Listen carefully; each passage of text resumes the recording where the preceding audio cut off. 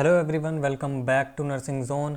आज का हमारा एक नया टॉपिक हम स्टार्ट करने जा रहे हैं जिसका नाम है थायराइड ग्लैंड। पिछले वीडियो में हमने जो है उसका लैरिंक्स के बारे में पढ़ा था। आज हम थायराइड ग्लैंड के बारे में पढ़ेंगे, ठीक है। तो बिना टाइम वेस्ट करते हुए स्टार्ट करते हैं। जिन्हें नहीं पता, ये एनाटमी एंड फिजियोलॉजी की हम एक सीरीज़ चला रहे हैं जिसमें वन बाय वन हम सारे टॉपिक्स कवर करने वाले हैं। एनाटमी एंड फिजियोलॉजी के जो भी इंपॉर्टेंट टॉपिक्स हैं सिर्फ वही हम कवर करेंगे। स्पेशली बीएससी नर्सिंग और जीएनएम स्टूडेंट्स के लिए ये वीडियो होने वाली है। और पुरानी वीडियोज़ अगर आपने नहीं देखी हैं, आपको देखने हैं तो प्लेलिस्ट में जाकर आप चेक कर सकते हैं। आज का हमारा टॉपिक है structure of thyroid gland. Thyroid gland is a butterfly shape endocrine gland, ठीक है। बटरफ्लाई जैसा इसका स्ट्रक्चर होता है, तितली जैसा स्ट्रक्चर होता है। अब हमारे पास दो टाइप के ग्लैंड्स होते हैं, ये तो आपको पता ही होगा, एंडोक्राइन और एक्सोक्राइन, ठीक है। तो एंडोक्राइन ग्लैंड होता है ये located in the front of the neck just below the Adam's apple. Adam's apple के जस्ट नीचे ही हमारा जो है प्रेजेंट होता है thyroid gland. Generally located at the level of C5 to T1 vertebra. कहने का मतलब ये है कि हमारा जो वर्टेब्रल कॉलम होता है, जो हमारी रीढ़ की हड्डी होती है, ठीक है, उसमें वर्टेब्राज होते हैं। सर्वाइकल वर्टेब्रा, थोरेसिक वर्टेब्रा, ये नाम तो आपने शायद सुने ही होंगे, ठीक है।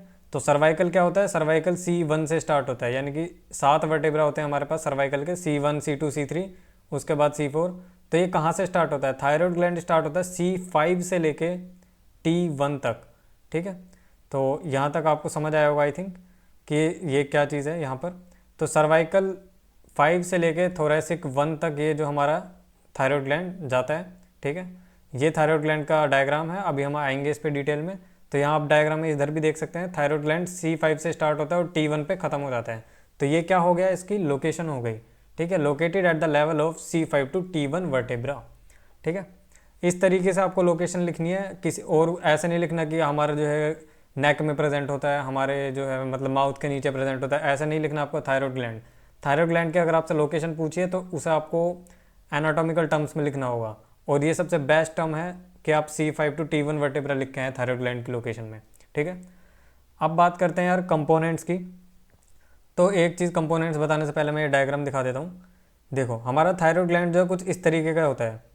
ये जो है ना, ये आपको दिख रहा है बटरफ्लाई शेप, है ना, ये बटरफ्लाई शेप स्ट्रक्चर क्या है? ये हमारा थायराइड ग्लैंड है, ठीक है।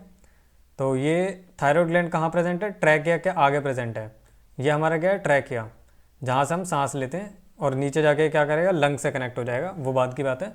तो ये थायराइड ग्लैंड जो है आपको ये दिख रहा है, एक लोब है ये, इसे हम बोलते हैं लोब। ये वन लोब है और ये दूसरा लोब है, और इन दोनों लोब्स को कनेक्ट कौन कर रहा है? ये पार्ट कर रहा है ना, ये बीच का पार्ट है। और इस बीच के पार्ट को हम क्या बोलते हैं? हम बोलते हैं इसे इस्थमस, ठीक है। तो नीचे वाला स्ट्रक्चर क्या है? पीला वाला जो रोड जा रहा है ट्रैकिया है, ये हमारा बटरफ्लाई शेप थायराइड ग्लैंड है। बीच का स्ट्रक्चर इस्थमस है। और अगर हम इसको, ये जो आपको इसमें डॉट्स दिख रहे हैं, यहाँ पर आपको ये ऑरेंज कलर के डॉट्स दिख रहे होंगे, इन डॉट्स को अगर हम जूम करके देखें तो हमारे पास कुछ ऐसा स्ट्रक्चर आता है। इस स्ट्रक्चर के अंदर आपको पता क्या दिखेगा? इस स्ट्रक्चर का अंदर आपको दिखेगा ये रेड कलर के जो है डॉट्स, ये हैं ब्लड वेसल्स, ठीक है। ये जो ऑरेंज कलर का है सर्कल, ये है एफ सेल्स। एफ सेल्स मतलब फोलिक्यूलर सेल्स। फोलिक्यूलर सेल्स क्या होते हैं वो हम आगे अभी थ्योरी में पढ़ाएंगे। अभी आप बस स्ट्रक्चर समझो कि हमने थायराइड ग्लैंड को जूम करके देखा है। जूम करके हमने देखा, हमें आप ये स्ट्रक्चर दिख रहा है, इस स्ट्रक्चर के अंदर आपको रेड डॉट दिख रहे हैं, ये होते हैं ब्लड वेसल्स।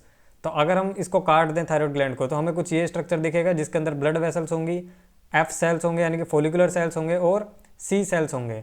अब ये एफ सेल सी सेल क्या है वो मैं आपको समझाता हूँ, ठीक है। तो हम बात कर रहे थे कंपोनेंट्स के बारे में, और मैंने आपको अभी डायग्राम समझाया। अब देखते हैं कंपोनेंट्स में फोलिकल्स। फोलिकल्स हमारे क्या होते हैं? यही हमारी एफ सेल्स मैंने से बोला है, यानी कि फोलिक्यूलर सेल्स, ठीक है। यहाँ पर लिखा हुआ है फोलिकुलर सेल्स, तो इसलिए मैंने उसे शॉर्ट में लिख दिया था एफ सेल्स। फोलिकुलर सेल्स का काम क्या होता है? थायराइड ग्लैंड को जब हमने काट के देखा तो हमें उसमें एफ सेल मिला, सी सेल मिला और ब्लड वेसल्स मिले। अब एफ सेल जो थे, फोलिकुलर सेल जो थे, उनका काम क्या है? उनका काम है ये कि makeup the bulk of the thyroid gland. तो ये क्या करता है? बेसिकली बहुत ज़्यादा मेजोरिटी में थायराइड ग्लैंड में प्रेजेंट होता है, कंपोज्ड ऑफ फोलिकुलर सेल्स। इनका काम होता है प्रोड्यूस करना, स्टोर करना थायराइड हार्मोन्स को, ठीक है। तो जो भी थायराइड हार्मोन्स होते हैं, कौन कौन से थायराइड हार्मोन्स होते हैं? T3 and T4। T3 and T4 के फुल फॉर्म क्या होते हैं वो आप मुझे कमेंट सेक्शन में बताना, ठीक है।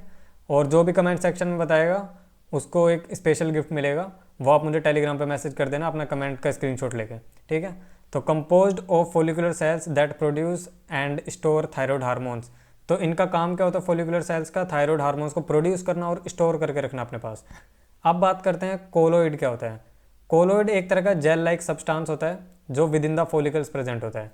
तो ये जो फोलिकल्स थे ना, जो डॉट डॉट स्ट्रक्चर आपको दिख रहे हैं ना यहाँ पे, इसमें ये जो डॉट डॉट स्ट्रक्चर थे, इन सेल्स के आसपास का जो जेल लाइक सब्सटेंस प्रेजेंट होता है उनके आसपास, जिसे हम कोलोइड कहते हैं, ठीक है। Contains the precursor molecule for thyroid hormone synthesis. Precursor molecule, precursor molecule का मतलब ये कि थायराइड हार्मोन बनाने के लिए जो भी चीज़ों की ज़रूरत पड़ेगी, जो भी मटेरियल चाहिए होगा, वो सारा मटेरियल कहाँ प्रेजेंट होगा, वो प्रेजेंट होगा कोलोइड के अंदर, ठीक है। तो बस जो ये समझ लो, बस ये जो सेल्स थी, ठीक है, फोलिकुलर सेल्स थी, उन फोलिकुलर सेल्स के आसपास, फोलिकल्स के आसपास एक जेल लाइक सब्सटेंस प्रेजेंट है, ठीक है, चिपचिपा सब्सटेंस प्रेजेंट है।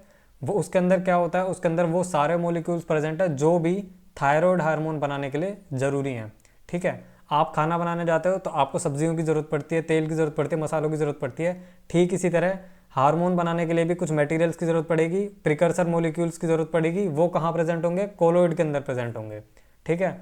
और प्रोड्यूस कौन करेगा थायराइड हार्मोन्स को, फोलिकुलर सेल्स। यहाँ तक क्लियर हुआ। इस्थमस क्या होता है, इस्थमस मैंने आपको यहाँ पर डायग्राम में दिखाया था, ये जो बीच का स्ट्रक्चर होता है दोनों लोब्स के अंदर, वो हमारा इस्थमस होता है। इस्थमस क्या है, एक नैरो बैंड है टिश्यूज़ का connecting the two lobes of the thyroid gland, ठीक है। अब बात करते हैं सी सेल्स क्या होता है, पैराफोलिकुलर सेल्स भी बोलते हैं। अगर आपको ये वीडियो काफ़ी ज़्यादा तेज़ लग रही है तो आप इसे स्लो करके भी देख सकते हैं, 0.75 पे आप इसे चला कर देख सकते हैं, स्पीड कम कर लेना। मैं जल्दी जल्दी चले पढ़ा रहा हूँ क्योंकि मुझे और भी सारा सिलेबस कवर करना है। तो सी सेल्स के बारे में बात करते हैं, पैराफोलिकुलर सेल्स बोलते हैं इन्हें। Found between the follicles, follicles के बीच में ये प्रेजेंट होते हैं। यहाँ पर मैंने दिखाया था आपको, ये स्काई ब्लू कलर के क्या है, ये हमारे सी सेल्स हैं, ठीक है। ये आपको दिख रहा है यहाँ पर, ये सी सेल्स हैं। तो इनका काम क्या होता है, प्रोड्यूस कैल्सिटोनिन। कैल्सिटोनिन नाम का ये हार्मोन सिक्रीट करता है। कैल्सिटोनिन क्या करता है, कैल्सिटोनिन इन्वॉल्व होता है कैल्शियम रेगुलेशन, यानी कि हमारे बॉडी के अंदर जो भी कैल्शियम प्रेजेंट है उसको रेगुलेट कौन करेगा, कैल्सिटोनिन, ठीक है। कैल्सिटोनिन हार्मोन रेगुलेट करेगा। कैल्सिटोनिन हार्मोन कौन प्रोड्यूस कर रहा है, सी सेल प्रोड्यूस कर रहा है। सी सेल कहाँ प्रेजेंट है, सी सेल थायराइड ग्लैंड के अंदर प्रेजेंट है। तो थायराइड ग्लैंड क्या क्या कर रहा है, थायराइड ग्लैंड थायराइड हार्मोन तो निकाल ही रहा है, एक और हार्मोन निकाल रहा है जिसका नाम है कैल्सिटोनिन। कैल्सिटोनिन क्या कर रहा है, कैल्शियम के उसको लेवल को हमारी बॉडी के अंदर रेगुलेट कर रहा है, ठीक है। दो हार्मोन प्रोड्यूस कर रहा है थायराइड ग्लैंड। पहला हार्मोन कौन सा था, पहला हार्मोन था thyroid hormone T3 and T4, ठीक है, प्रोड्यूस भी करता है और स्टोर भी करता है। प्लस दूसरा हार्मोन कौन सा प्रोड्यूस कर रहा है, कैल्सिटोनिन प्रोड्यूस कर रहा है, ठीक है। आई होप यहाँ तक क्लियर हुआ होगा। ब्लड सप्लाई की बात करते हैं, तो एक बार मैं डायग्राम दिखा देता हूँ ब्लड सप्लाई स्टार्ट करने से पहले, ठीक है। तो ये आपको दिख रहा है, ये बटरफ्लाई शेप मैंने आपको स्ट्रक्चर दिखाया था। ये जो हमारा ब्राउन कलर का जो स्ट्रक्चर है, ये दिख रहा है आपको अंदर, है ना। इन वेसल्स के पीछे जो ब्राउन कलर का स्ट्रक्चर है वो हमारा क्या है, थायराइड ग्लैंड है, ठीक है। तो इसके बीच वाला पार्ट क्या हो गया, इस्थमस हो गया, ठीक है। ये क्या है, left lobe of thyroid gland. इधर की साइड क्या होगा, हमारा राइट लोब होगा, ठीक है। और ये नीचे की तरफ क्या है, ये हमारा ट्रैक किया जा रहा है। और यहाँ पर आपको दिख रहा होगा ये कैरोटिड आर्टरी है, ठीक है। यहाँ पर राइट सबक्लेवियन आर्टरी है, ठीक है। ये वेन्स जा रहे हैं जो कि क्या है, inferior thyroid veins, right inferior thyroid veins, ठीक है। तो इन सब के बारे में हम लोग बात करेंगे अब, ठीक है। ओके, सो ब्लड सप्लाई किसके थ्रू होती है, superior thyroid artery and inferior thyroid artery, ठीक है। ये दोनों होती हैं, सुपीरियर और इन्फीरियर थायराइड आर्टरी। देखो ये रहा, ये हमारा राइट सुपीरियर थायराइड आर्टरी, ठीक है। और ये राइट इन्फीरियर थायराइड आर्टरी। ठीक इसी तरह लेफ्ट साइड भी होगा, ये राइट साइड थी, ये लेफ्ट साइड वाले आर्टरीज हो गए, ये वाले। तो ये थायराइड आर्टरीज हैं जो क्या कर रही हैं, थायराइड ग्लैंड को ब्लड सप्लाई दे रही हैं, ठीक है। और ठीक इसी तरह हमारे पास वेन्स भी थे, वेन्स भी मैं दिखा देता हूँ। तो ये इन्फीरियर थायराइड वेन्स थे और ऊपर की तरफ सुपीरियर थायराइड वेन्स होंगे, ठीक है। तो ये थे हमारे जो ब्लड सप्लाई है। अब बात करते हैं नर्व सप्लाई के बारे में। तो thyroid gland is innervated bye sympathetic and parasympathetic branches of autonomic nervous system. Nervous system के ऊपर मैंने एक वीडियो ऑलरेडी बनाया हुआ है, अगर आपको ये डिटेल में देखना है तो आप देख सकते हैं। फिलहाल मैं बता दूं कि हमारे बॉडी के अंदर ऑटोनोमिक नर्वस सिस्टम क्या करता है, दो पार्ट में डिवाइडेड होता है, सिंपैथेटिक और पैरासिम्पैथेटिक। ठीक है, तो थायराइड ग्लैंड क्या है, दोनों से जो है कनेक्टेड होता है। इनर्वेटेड मतलब क्या होता है कि उसके अंदर घुस जाना। तो ये जो सिंपैथेटिक और पैरासिम्पैथेटिक नर्वस सिस्टम है ना, इसकी ब्रांचेस जो है थायराइड ग्लैंड के अंदर तक घुस जाती हैं। ठीक है, its function is primarily regulated by hormones rather than direct neural control. अब ये काफ़ी इंपॉर्टेंट चीज़ है कि इसका मतलब ये है, जो थायराइड ग्लैंड है ना, वो न्यूरल कंट्रोल में तो है ही, यानी कि ब्रेन के कंट्रोल में तो है ही, प्लस हार्मोन्स के कंट्रोल में भी बहुत ज़्यादा है। ठीक है, अब बात करते हैं फंक्शन की। फंक्शन क्या हो गया, thyroid gland produces and releases thyroid hormones.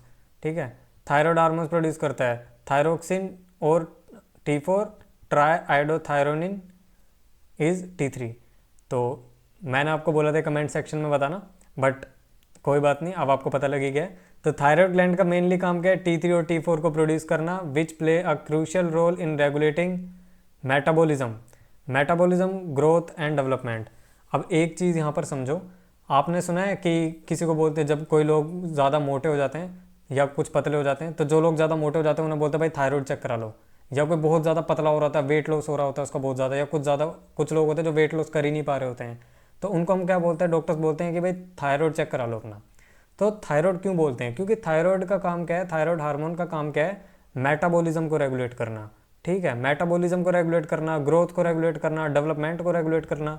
ठीक है, तो बच्चों में अगर थायराइड कम हो जाएगा तो उनका डेवलपमेंट नहीं होगा। अगर आपका मेटाबॉलिज्म बहुत फास्ट हो जाएगा, थायराइड ग्लैंड्स सही से फंक्शन नहीं करेंगे, तो आप बहुत पतले हो जाएंगे, आप वेट गेन नहीं कर पाएंगे, आप वेट लूज़ नहीं कर पाएंगे। तो थायराइड जो है वेट गेन करने में, वेट लूज़ करने में, डेवलपमेंट करने में काफ़ी इंपॉर्टेंट रोल प्ले करता है। ठीक है, तो आज की वीडियो में बस इतना ही थायराइड ग्लैंड के बारे में। इससे ज़्यादा आपको याद करने की अभी ज़रूरत नहीं है। अगर आपके पास टाइम कम है तो आप इतना भी याद कर लो, बहुत सफिशिएंट है। अगर आपके पास टाइम ज़्यादा है तो आप इसे फर्दर अपनी तरफ से पढ़ सकते हैं। बट ये जो पॉइंट्स मैंने कवर करें, इसमें जो भी मैंने कवर किया आज की वीडियो में, वो सारे पॉइंट्स काफ़ी इंपॉर्टेंट है। ये आपको अच्छे से पढ़ना ही पढ़ना है, याद करना है। प्लस एनाटॉमी में डायग्राम्स बहुत ज़्यादा इंपॉर्टेंट होते हैं। तो ये जो डायग्राम हो गया, साथ के साथ ये वाला जो डायग्राम है, ये छोटे मोटे डायग्राम्स आप ज़रूर बना के आना। ऐसे डायग्राम्स तो आप एटलीस्ट बना ही सकते हो, तो बहुत ईजी डायग्राम है। ठीक है, और अगर आपको नोट्स चाहिए तो आप मुझे मैसेज कर सकते हैं इंस्टाग्राम पे और टेलीग्राम पे। ये मेरा टेलीग्राम है और ये मेरा इंस्टाग्राम हैंडल है। और कोई भी डाउट हो कमेंट सेक्शन में बता देना, पर्सनली मैसेज कर सकते हो इंस्टाग्राम टेलीग्राम पे, लिंक डिस्क्रिप्शन में दिया हुआ है। और पुरानी कोई वीडियोस देखनी है जाकर आप देख सकते हैं प्लेलिस्ट में। अगली वीडियो हमारी कौन सा होने वाली है, स्प्लीन के ऊपर होने वाली है। तो मिलते हैं अगले वीडियो में।